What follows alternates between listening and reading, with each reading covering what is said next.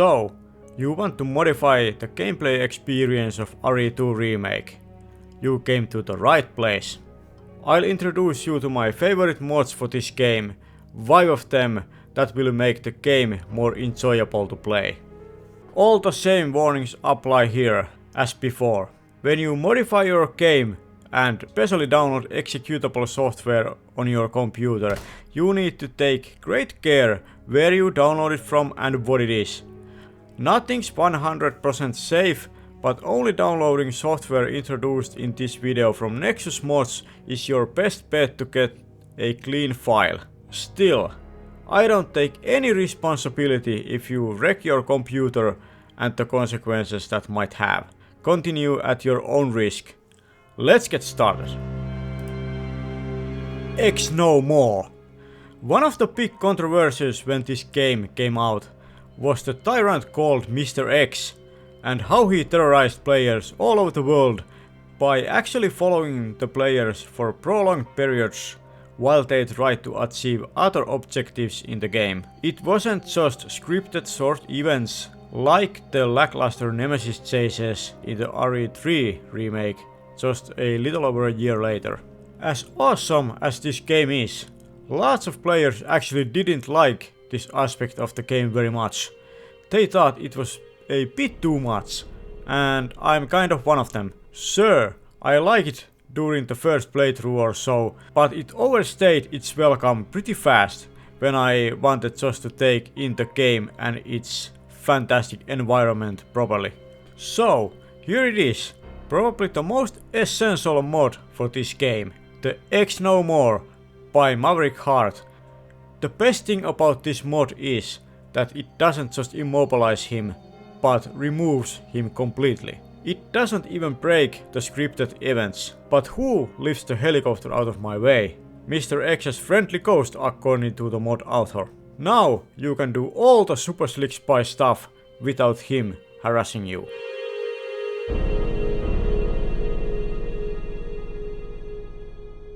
Field of view, or FOV.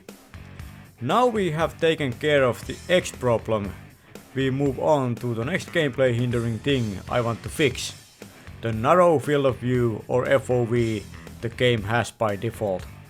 It makes an already claustrophobic game even more claustrophobic and can make some players literally sick.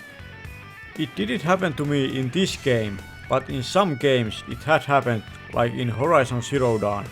I had to drop that game multiple times because of it.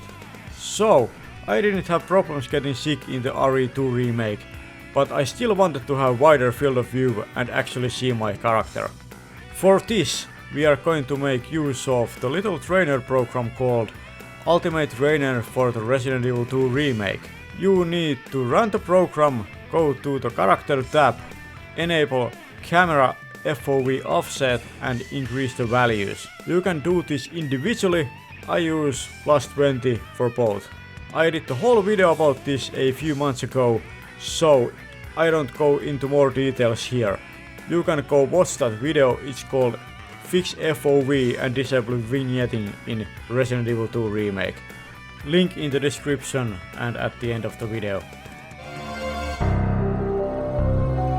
Gunplay. The next two modifications modify the gunplay, and they take care of annoyingly slow firing speed and headshot critical hits the game has by default.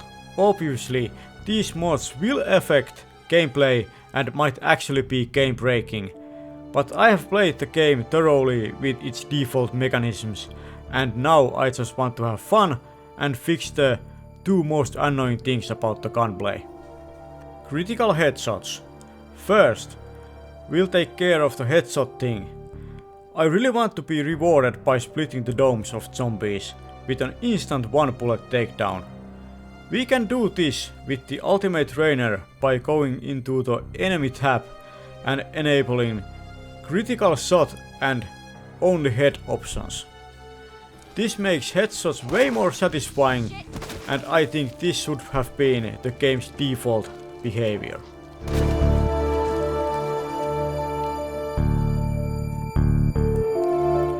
Firing speed. The other gunplay thing I was talking about is the firing speed, which is awfully slow by default, especially with small caliber handguns. Especially when it was in RE6 of all games that got it right in my opinion, where you could fire as rapidly as you could push the trigger, or the button in this case. You can have it by going into the inventory tab on that same ultimate trainer and enabling the firing speed option and adjusting the desired speed. You can go balls to the walls if you want to, but my preferred setting is around 200% for the Samurai Edge pistol. Obviously, this will make all guns faster, so use it or not, the choice is yours. I tend to use it when I want to just blast with the small pistols. You can also disable recoil, have infinite ammo, or even spawn guns or other items into your item box, but I tend not to mess with these. The item spawning can break your game and save file, so be careful with it. With Claire's grenade launcher, combine the firing speed of 200% and infinite ammo, and you can have firepower like nobody's business.